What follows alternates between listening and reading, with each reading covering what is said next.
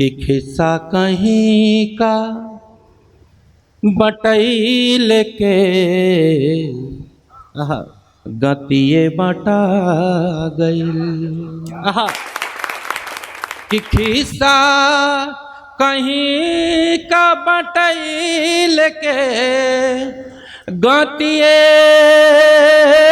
बटा गईल।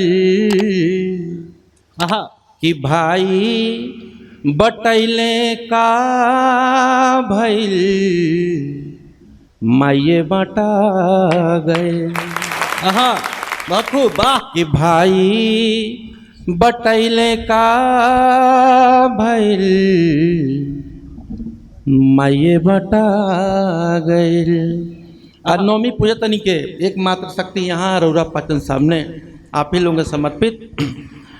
कि सूरज अचांद एक बा कि आसमान एक बा। सूरज अचांद एक बा आसमान एक बा।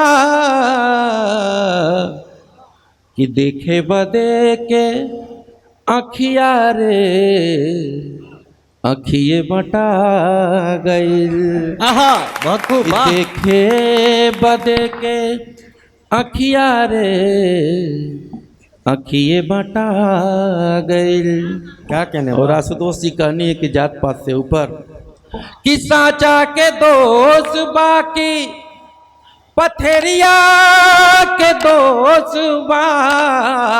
साचा के दोष बाकी पथेरिया के दोष बा। कि आवा से निकलल एक रे मटिए बटा गईल।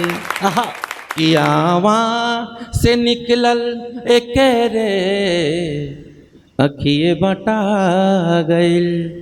मैं बहन रुचि के इस तिरंगे को ही प्रणाम करते हुए आपको भी जोड़ता हूँ एक पाती गुरु जी।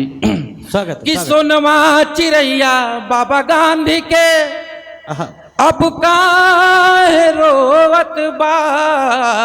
कि सोनवा चिड़ैया बाबा गांधी के अब काहे रोवत बा। कि देहिया तिरंगा एक रे देहिए बटा गईल। बहुत खूब वाह। देहिया तिरंगा एक रे देहिए बटा गईल।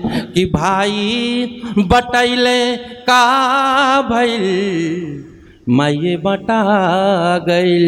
अंतिम पाती आशुतोष बाबू आपके ये देवारण कुंभ के समर्पित। कि राजधानी के बकुलवन के मनवा तय के बा।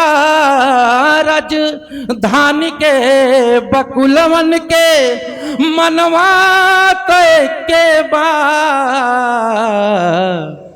कि लूटे के बा मछरिया रे पतिये बटा गईल।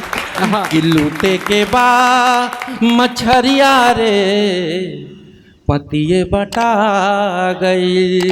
कि भाई बटैले का भइल माये बटा गई। बहुत खूब वाह।